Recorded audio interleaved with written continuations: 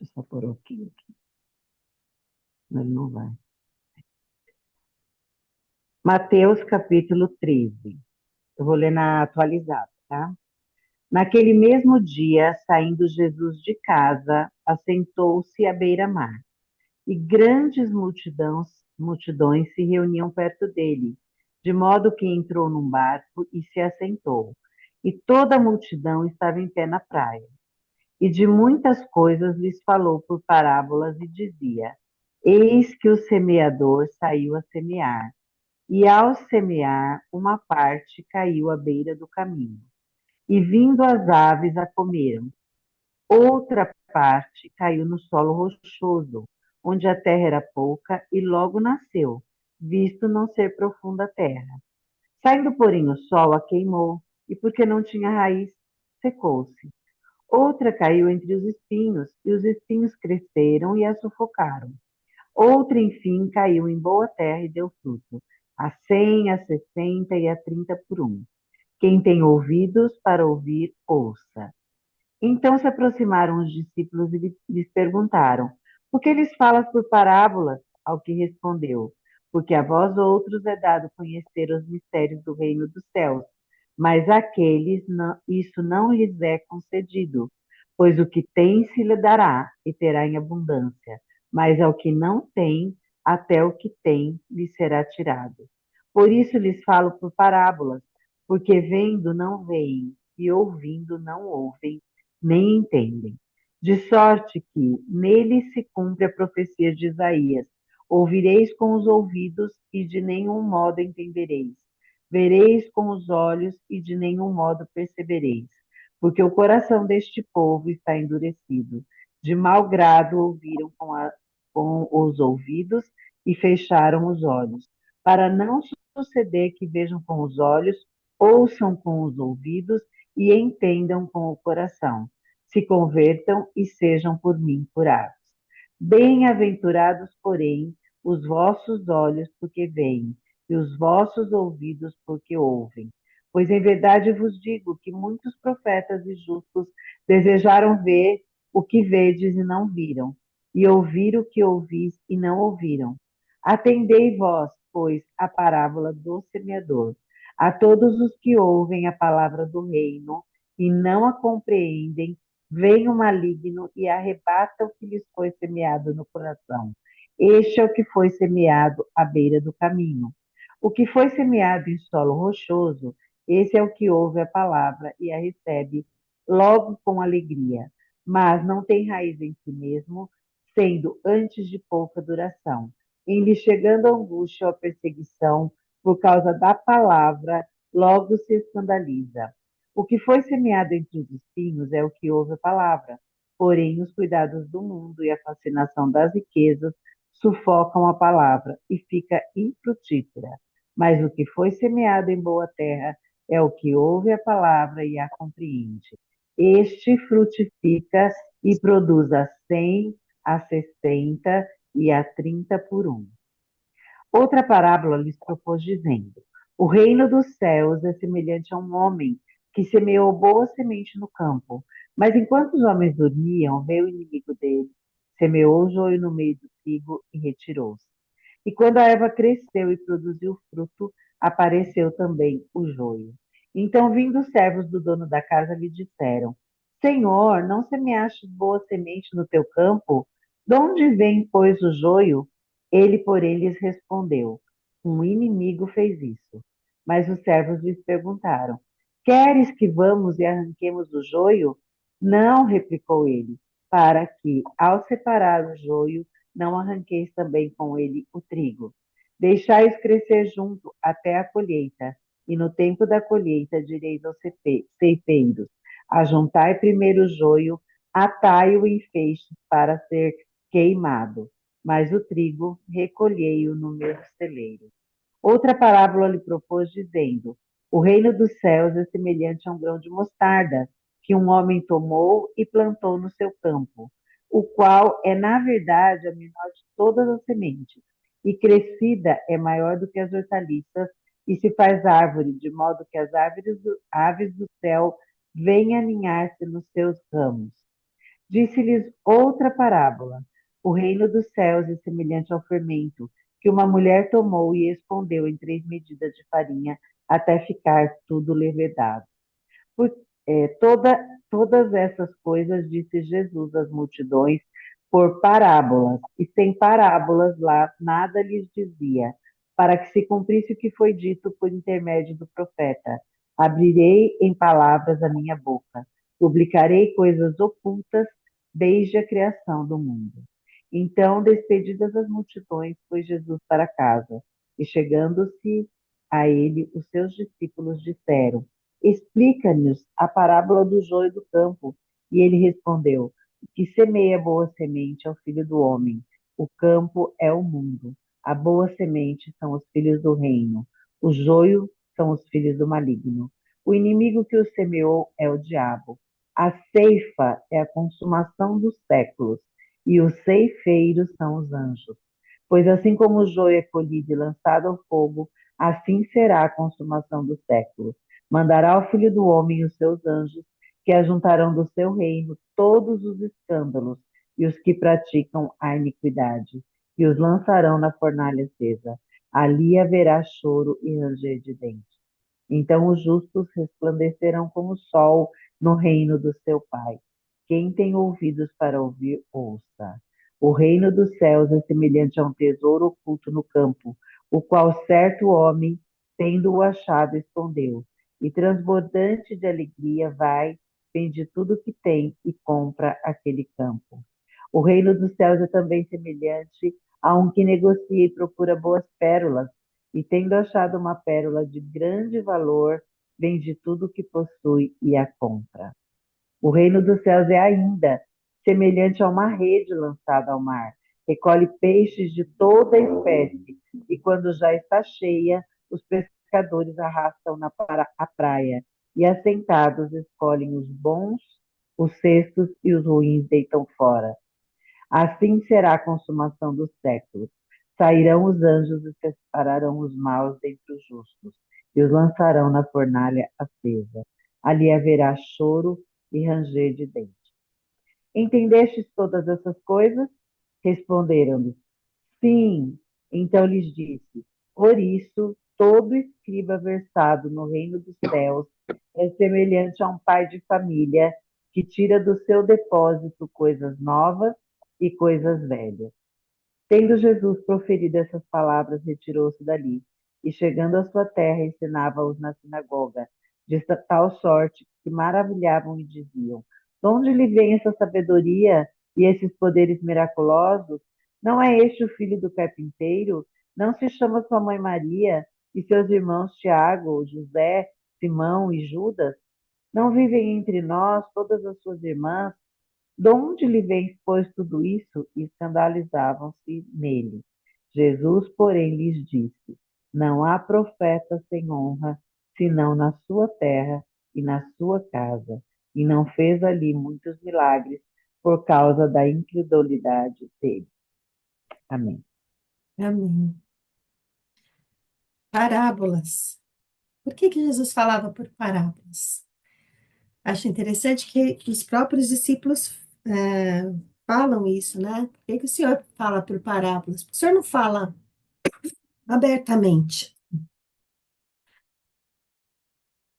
né? Por que que não chega aí? Talvez a pergunta dos discípulos seja igual a dos fariseus, né? Por que que você não dá um sinal? Por que que, né? O que vocês acham aí? Por que que que Jesus não fala abertamente? Por que que ele fala por parábolas?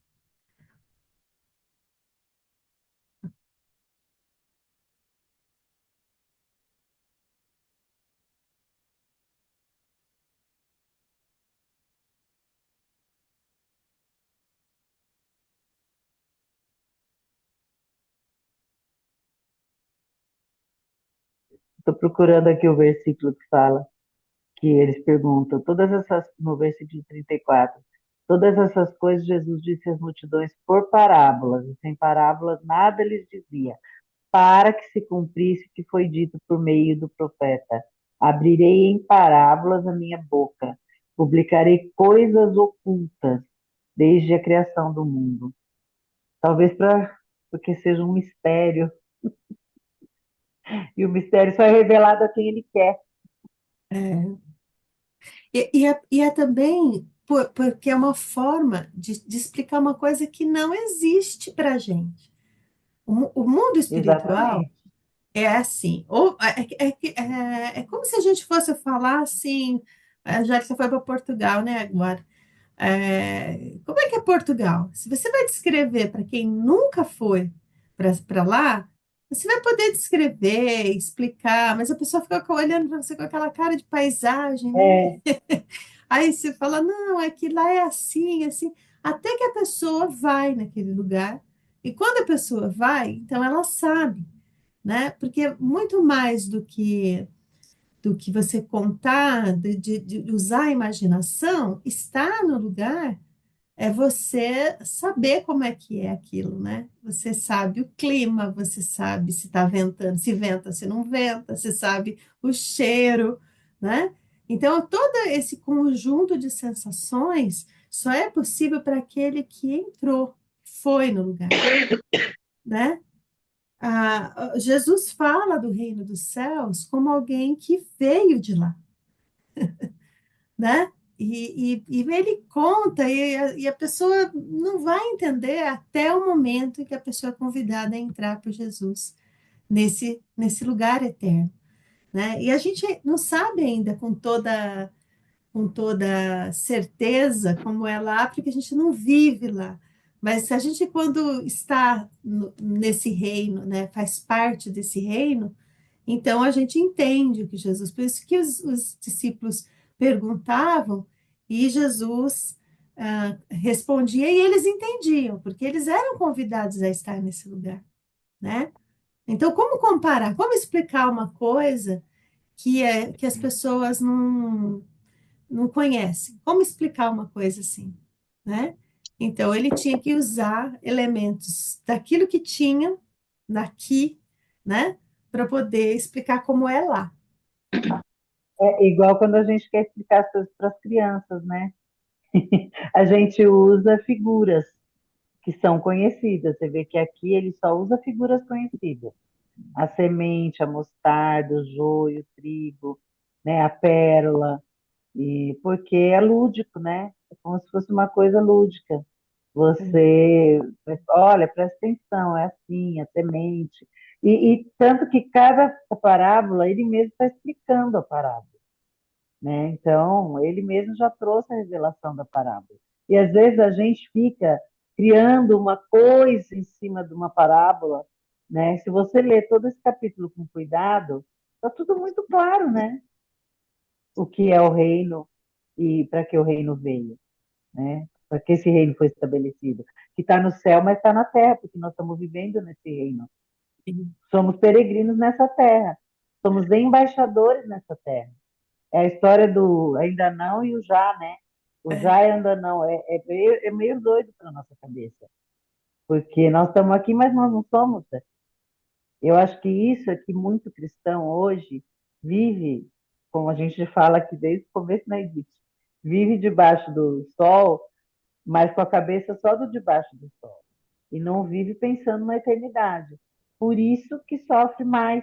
Todo mundo sofre, todo mundo passa. Só que quando a gente tem essa noção, a gente vive de uma forma mais equilibrada, né? Sabendo que isso faz parte, mas que nós não somos daqui.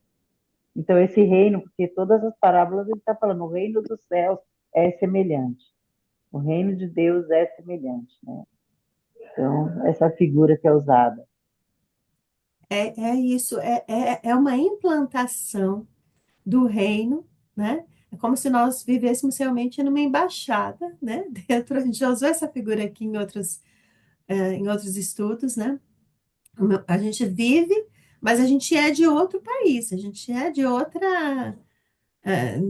região, né? A gente vive, respeita as leis que tem aqui, né? Segue as leis que tem do debaixo do sol, mas a gente não vive sob o domínio dessas leis.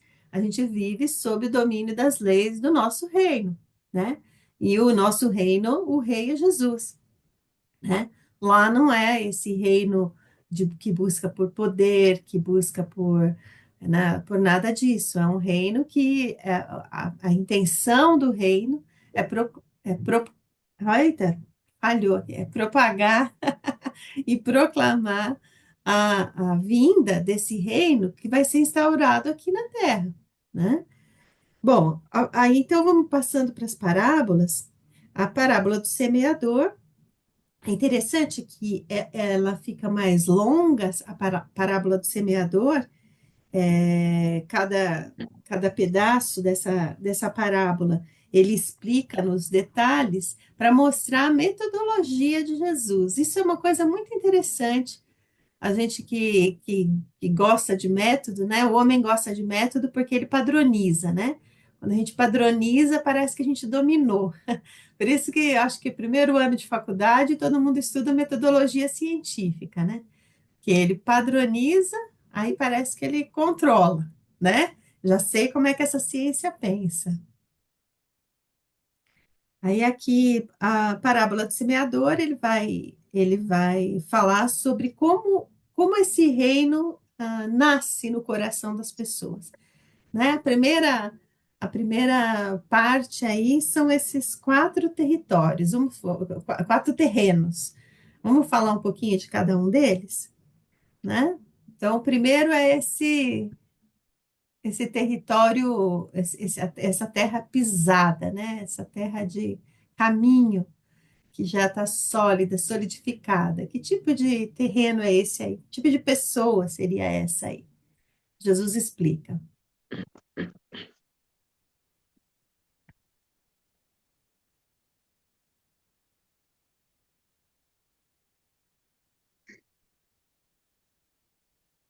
Já falou com alguém que você fala, fala, fala, fala e parece que não entra?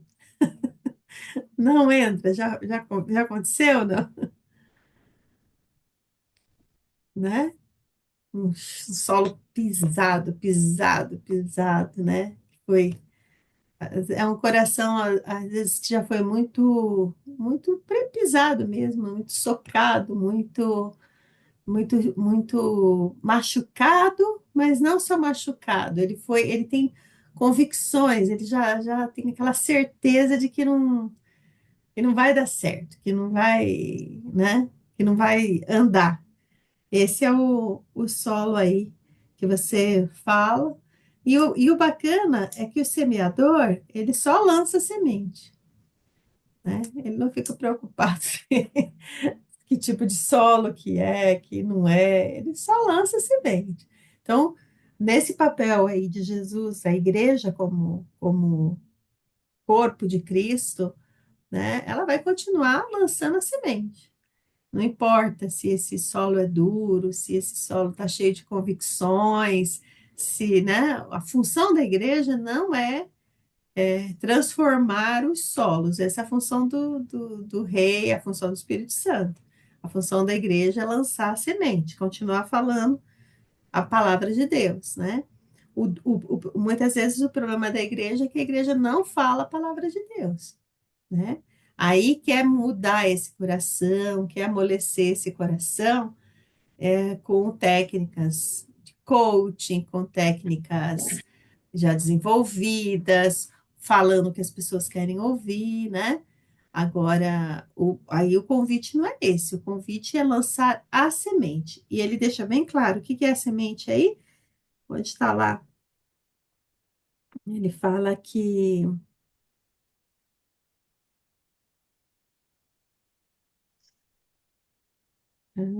quando eles vão falando aqui, felizes, porém, os seus olhos que veem a verdade. Agora ouçam a explicação. As sementes caíram à beira do caminho. Esses são os que ouvem a mensagem sobre o reino. Olha a semente, o que é aí, ó. A mensagem sobre o reino. Essa é a palavra sobre o reino. Essa é a semente. Então, o foco aqui, talvez, como é uma passagem muito conhecida, é a gente pensar qual é a mensagem do reino, né? Porque o que vai fazer com que a pessoa se transforme e o coração dela seja um coração nascido nesse novo reino é a mensagem, né? É essa mensagem, porque se você fizer a mensagem errada, nós somos esse mensageiro, né? Se a gente levar uma mensagem que nem a gente, aquele telefone sem fio que a gente fazia na escola, que um falava uma coisa e o outro ia falando, ia falando, ia falando, que quando chegava lá no final, se você pegasse a mensagem original, às vezes não tinha nada a ver com a mensagem original, né? Como é que Deus fez para preservar isso? O que Deus fez para preservar isso? Para que essa mensagem lá de. Imagina se numa classe de 40 alunos, já a mensagem já se distorce tudo dentro do mesmo espaço, no mesmo momento. Imagine desde Adão até hoje. Como é que essa mensagem não se desvirtuaria? O que Deus fez, então, para preservar isso?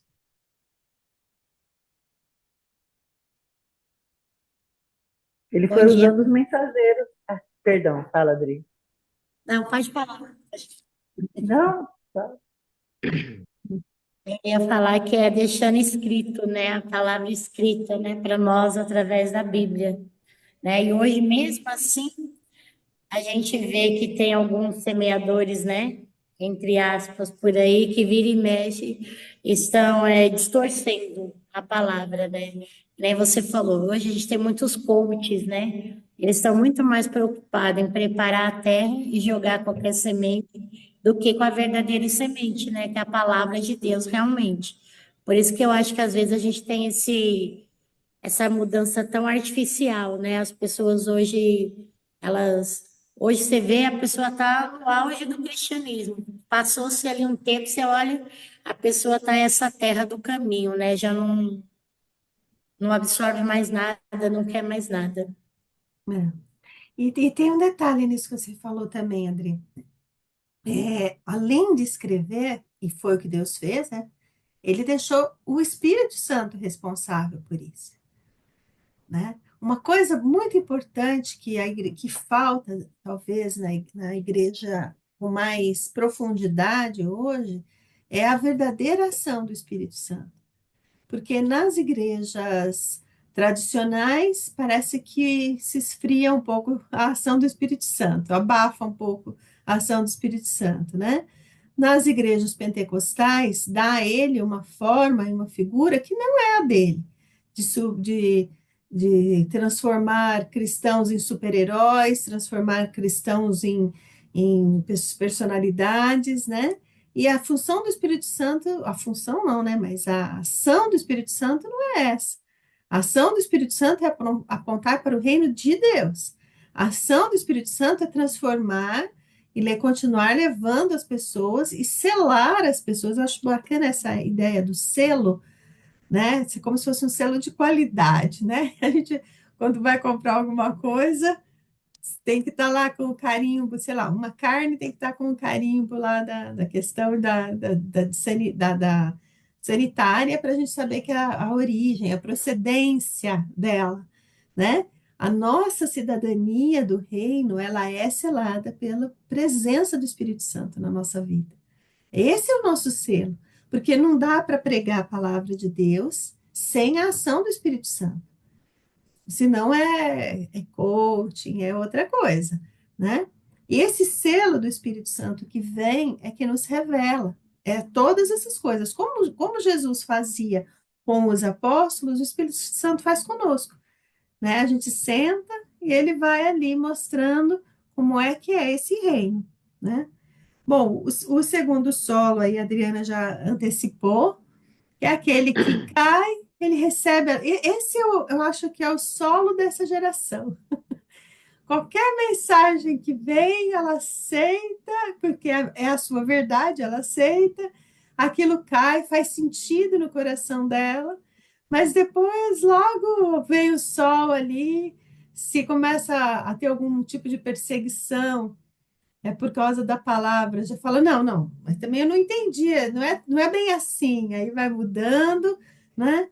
Hoje em dia a gente vê isso até de púlpito, né? Pessoas que tentam adaptar a palavra de Jesus, não ao confronto com o humano, que é uma palavra, a palavra de Jesus é uma palavra de confronto, porque ela tira o foco, o centro do homem e coloca o foco, o centro em Deus, né? Não foi Deus que foi criado por nós e nós estamos seguindo, que é o que o século XX começou a falar, e o século XXI agora reforça mais ainda, né? A minha verdade, a sua verdade, né? O foco no homem, né? Nós somos criaturas de Deus e o foco tem que ser em Deus, né? Mas hoje a gente vê muito púlpito se adaptando ao politicamente correto, né? O Edith, o interessante aqui é que a primeira não cria nem raiz. A segunda, ela cria raiz. Então, ela está perdida dentro da própria. Ela recebeu, mas a raiz não se aprofundou. Então, aí, qualquer coisa vai levar ela para outro lugar, porque ela não tem raiz. Então, aí a perseguição, a angústia e tal, ou ai, ali é melhor que aqui, né? E aí eu vou só fazer já um link com a segunda, terceira, porque eu estou aqui pensando, agora o espinho, ela fala que o que caiu no espinho, ele não, ele foi sufocado pelo mundo. Então, o que tem raiz, mas a raiz não aprofundou, não é só o mundo que vai sufocar ele, é a própria falta de profundidade na palavra. Então, a profundidade na palavra é que vai fazer diferença no nosso coração, né? A raiz realmente, ela não fica. Eu tenho umas plantinhas aqui, então você vê a diferença do que as plantinhas, tipo de raiz dessas plantinhas, né? A suculenta, por exemplo, nem raiz ela cria, né? Mas ela fica bonitinha. Só que ela pega umas pragas. Quando ela pega aquela praga que parece uma lendiazinha, assim, ela fica branquinha, a praga mata ela porque ela não tem raiz e ela foi sufocada pela praga.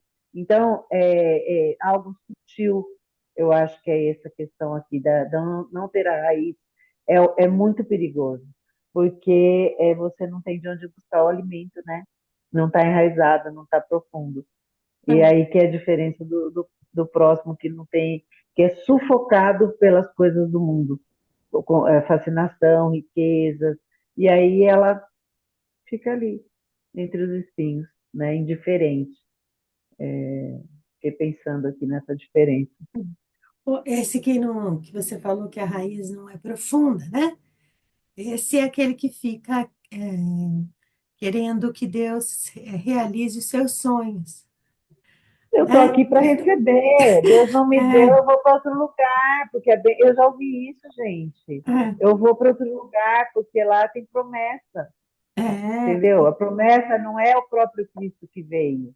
A é, promessa é o que vai me satisfazer. Tanto que hoje a gente vê até as músicas são autocentradas. Nós estudamos na egolatria, né? É tudo autocentrado. Então, a minha raiz, ela tá na superfície, porque eu estou interessada em mim. é uma eu lembrei, fui pesquisar o nome porque eu tinha esquecido o nome do autor. Eu lembrei de um livro que eu li que chama O Deus que Destrói Sonhos, Ah, do Rodrigo Bibo. é do, É, do Bible. que eu acho muito bacana o podcast dele, por isso que eu fui assistir, fui ler o livro, né? E eu achei tão interessante o nome, né? O Deus que Destrói Sonhos, porque a pessoa chega na igreja cheia de sonho, de prosperidade, de família perfeita, de casamento maravilhoso, né? E não é isso, né? Não é essa pegada, né? Então, quando vem a mensagem verdadeira do reino, né, e o confronto com essas coisas do reino, a raiz não é forte, né? O discipulado, a gente começou falando de discipulado hoje, né, Uhum, Angélica? O discipulado é. não tem raiz. Que o que forma a raiz não são as mensagens só do púlpito, mas é a vida com Cristo, né? E esse acompanhamento da igreja, né?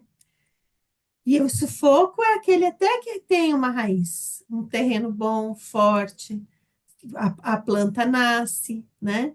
O problema é que aí ele fica tão abençoado com esse mundo que aí ele esquece que tudo que ele tem aqui é passageiro e vai embora, né?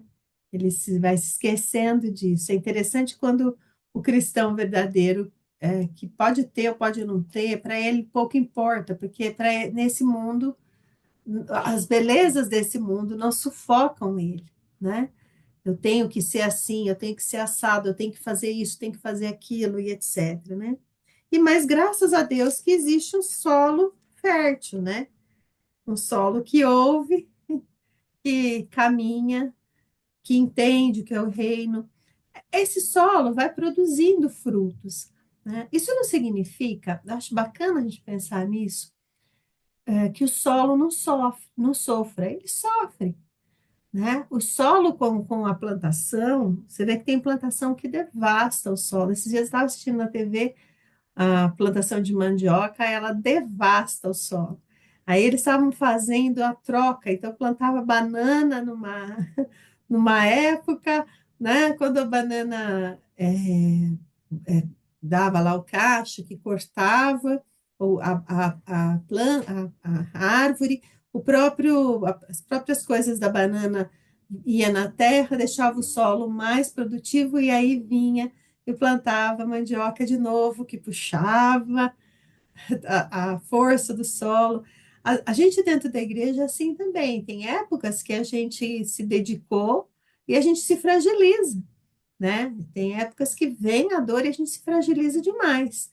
Importante ter esse tempo de preparar o solo, de voltar à palavra, voltar a sentar no banco de escola, voltar à palavra, voltar a ouvir, né? E a ter ouvidos que ouçam, né? A gente estava falando esses dias aqui do que a gente faz, parece uma conversa de surdos, né? Porque fala um, fala outro e ninguém mais se ouve, né? Então, isso é interessante. Bom, vamos agora às demais parábolas. O joio e o trigo, essa me chamou a atenção muito, muito a fala dos servos. Aí no verso 28, o semeador responde: o inimigo fez isso, né? Aí qual é a fala do servo aí? Qual é a pergunta do servo? É o que a gente mais gosta de fazer, arrancar logo. Né? A gente pode separar, a gente arranca, né? Olha que interessante essa pergunta dos servos aí. É o que a gente mais gosta de fazer mesmo, Adri. Escolher, né, o que que é joio e o que é trigo. E o bacana é que Jesus tem uma delicadeza para dizer assim, vocês não têm competência para fazer isso. Ele fala de uma forma delicada, né? Ele fala, não, não, deixa, porque vai que você arranca um trigo, melhor não, né? É interessante, olha, gente, como a gente está estudando as características do reino do céu, hein? Então, o reino do céu tem pessoas com todos aqueles solos, né? Que vem para tentar fazer parte. Tem aí joio e trigo misturado, tá tudo junto. A semente de mostarda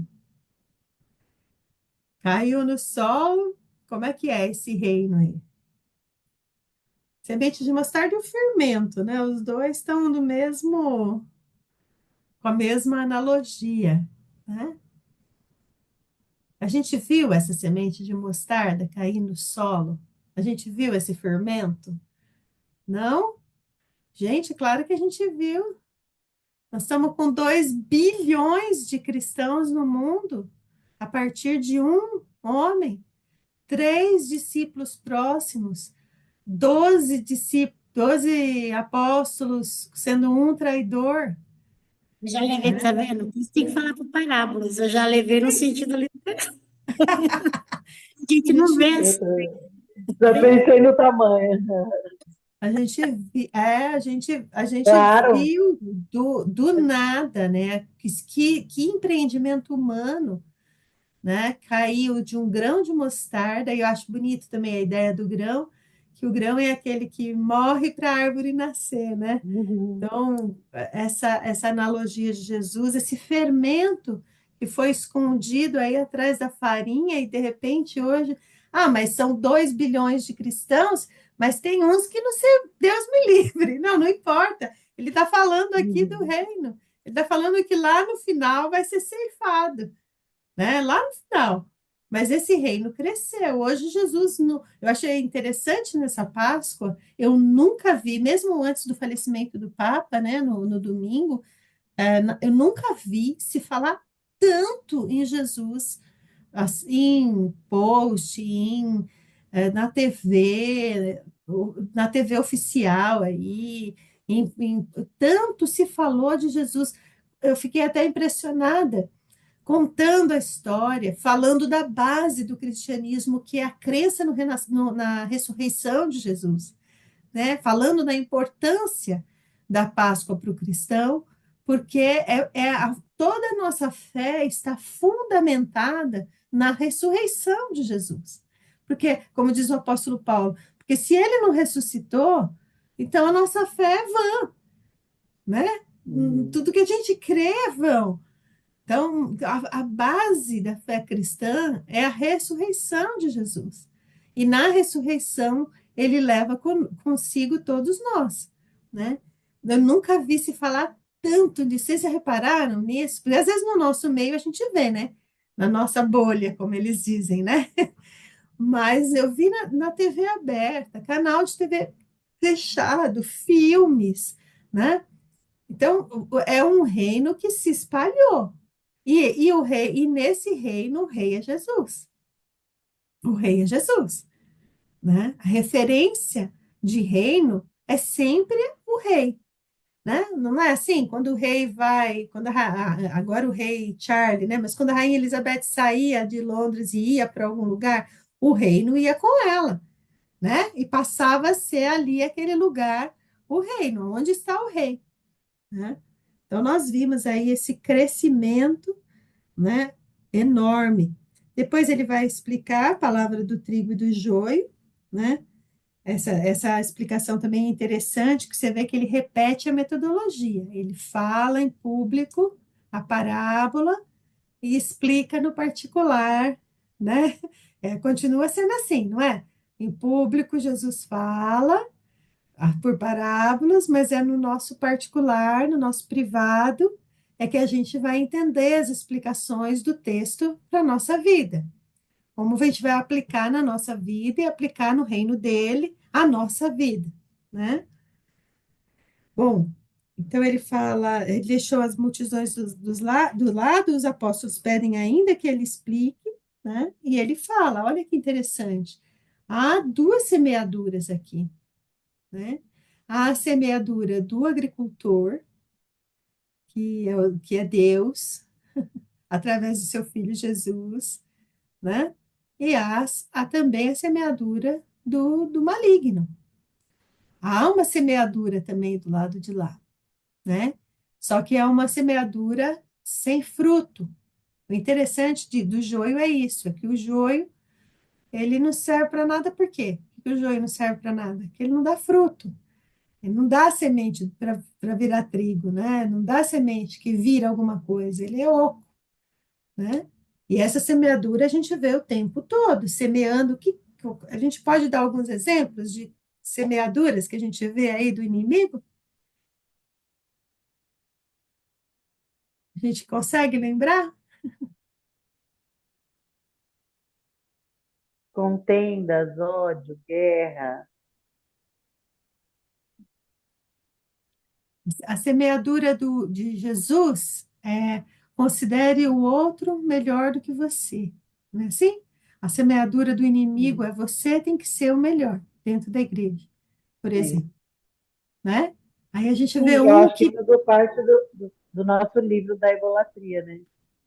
tudo Porque parte do a coração. principal base é o eu centro, né? O eu Por isso, sentado no trono. o tempo todo, né? O tempo todo. E eu tenho que ser melhor, e eu tenho que ser o que nem a gente leu lá no livrinho do ego, né? Tenho que ser melhor, eu tenho que ser melhor. É, eu achei interessante que me ajudem a achar aí quando ele fala isso, né? Que para que eles não ouçam com os ouvidos e não vejam com os olhos e não entendam com o coração, né? Quando Jesus fala por parábola, ele vai dizer isso, né? Bom, a parábola do tesouro escondido e da pérola também são duas parábolas correlatas, né? O reino dos céus é como um tesouro escondido. Quando a gente acha esse tesouro, a gente abdica de tudo que a gente tem para seguir esse reino, né? Abre mão. É uma característica forte do reino dos céus, é esse. É abrir mão do reino da terra, né? E não é fácil, né? Que a gente é desafiado, mas a gente encontrou o tesouro. A gente sabe que é verdade, não é loteria. Que a loteria, vocês já viram que o preço da loteria é bem pequenininho? Por quê que é bem pequenininho o preço da loteria? Porque se você perder, você não perde muito, né? Mas o reino dos céus não é loteria, né? O reino dos céus, ele exige que você invista tudo, né? Essa diferença é interessante aí, né? Também é como uma pérola, né? De um negociante aí. Quando ele descobriu que a pérola tinha um grande valor, ele vendeu tudo o que ele tinha. Os dois, né? O do campo e o da pérola. Ele vende tudo que tinha para adquirir aquele objeto, né? Para adquirir aquela preciosidade. E assim é o reino de Jesus. A, a pesca, né? É ainda como uma rede de pesca que foi lançada ao mar e pegou todo tipo de peixe. Então, a gente lança a rede. A gente não sabe o que vai vir na rede. Vem pedra, vem peixe grande, peixe pequeno, peixe que a gente não come, vem tudo, né? Aí, quando a rede estava cheia, os pescadores arrastaram até a praia, sentaram-se, né? E separaram peixes bons no cesto e peixes ruins para ser lançado fora. Assim será no fim dos tempos. Então, a mesma ideia lá dos servos, né? É lá no fim dos tempos. Não é a igreja. A igreja não foi chamada para separar bons e maus. A igreja foi chamada para lançar a rede, né? É interessante a gente saber o nosso papel para a gente não fazer papel que não é o nosso. E nós temos um grande desafio dentro da igreja, que é fazer o papel que não é nosso, né? Claro, a gente tem que disciplinar, doutrinar, cuidar para que cuidar da pessoa, para que não vá para o caminho mal, mas o nosso papel não é lançar ninguém fora, né?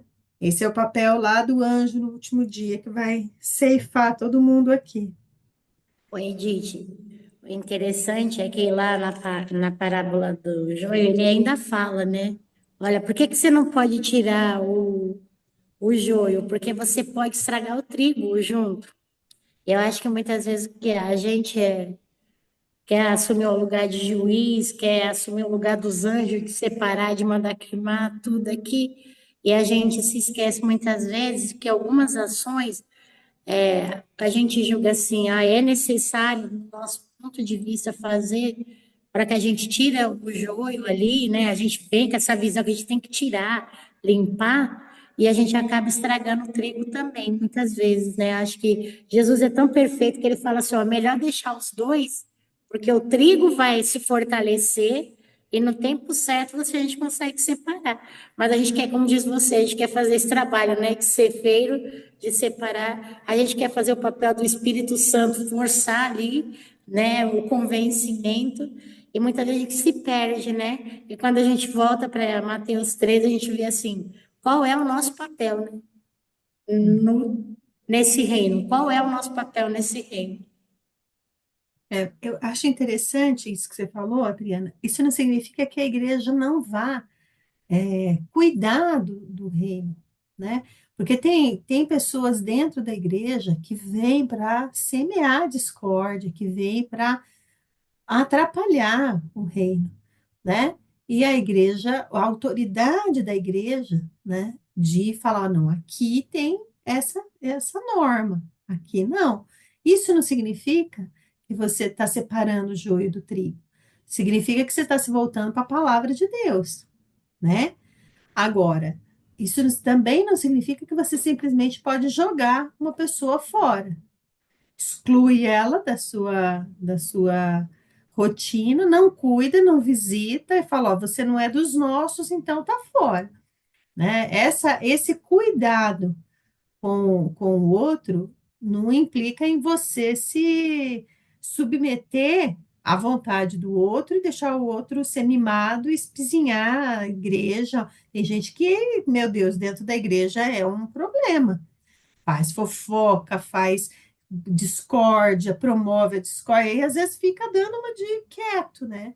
Então, a nossa sabedoria, que vem do Espírito Santo, ela tem que coordenar e cuidar do reino.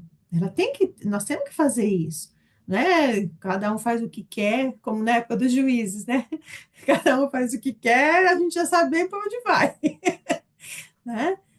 Essa- quando a gente vê, né, tipo assim, o Globo Rural, né, que aí ele fala as pragas que vai lá, né, no tipo de plantação, você vê que algumas vezes realmente vai vir um pulverizador mais potente para terminar aquela praga, mas sem prejudicar a plantação original dele. Muitas vezes requer que vai ali um trabalho bem manual mesmo, de cuidado para tirar essa praga. Então, né, você falou, acho que esse cuidado a gente precisa ter. Quando você for tirar, tem hora que você tem que pegar um machado e tentar cortar pela raiz algumas pessoas que realmente ela vem para perturbar, mas é a sabedoria, né? Eu acho que o que nos falta nesse momento é a sabedoria. Como a Angélica disse, o nosso eu sobrepõe demais, né? Uma coisa é a nossa visão, uma coisa é que Deus quer que a gente, como que a gente reage àquela situação, né? Então, eu acho que, como você diz, esse cuidado que a gente precisa, assim, a cada dia ser treinado. Porque senão, às vezes, era só aplicar um remédio diretamente ali, a gente resolveria a situação. Mas às vezes a gente quer vir com um avião pulverizando tudo. E aí põe um veneno mais forte do que a planta, né? Como você usou bem, e mata, né? Mata o evangelho dentro da pessoa, né? A nossa função é proclamar o reino de Deus, né? É o caso da mulher adúltera, por exemplo. Eu acho interessante, eu estava pensando nisso esses dias. Quando Jesus fala, não entra no embate dos fariseus, não é só uma sabedoria para o fariseu, porque perdão, não é só uma sabedoria para confrontar os fariseus, não. É uma sabedoria de também expor o fariseu à mesma reflexão que a mulher deveria fazer, ver o seu próprio pecado, né? Então, quando Jesus fala para os fariseus, aquele que não tiver pecado, atire a primeira pedra, é uma excelente oportunidade para os fariseus, abençoadora para eles. E foi tão abençoadora, não foi só em relação à mulher, foi em relação ao fariseu também. Foi tão abençoador que eles mesmos chegaram à conclusão de que eles não podiam atirar uma pedra, né? Eles entraram em conflito consigo mesmo, a ponto de ver que eles não tinham condição, né? O reino dos céus, ele faz essa reflexão no nosso coração, né? Eu não sou, vou tirar fora, vou queimar o outro porque, sei lá, cometeu adultério, mas eu não tenho outro pecado que me iguala com ele, né? A igreja tem que, e muitas vezes a igreja não corta o que precisa ser cortado. Por exemplo, a fofoca. Eu nunca vi ninguém ser excluído da igreja por causa de fazer fofoca. E é um pecado que destrói a igreja, uma praga que destrói a igreja, né? Bom, aí depois, por fim, por fim não, ainda tem um, né? Todo mestre da lei que se torna discípulo do reino dos céus é como o dono de uma casa que tira do seu tesouro verdades preciosas, tanto novas como velhas. Olha que lindo isso, né? Se tornar mestre da lei segundo o reino dos céus é tirar um conteúdo precioso desse reino.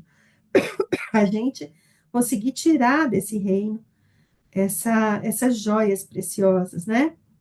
Aí depois, agora sim, por fim, Jesus vai na sua cidade e interessante que ele está falando as mesmas coisas que ele falou em outras cidades, né? Ele está falando, só que aí vem o escândalo.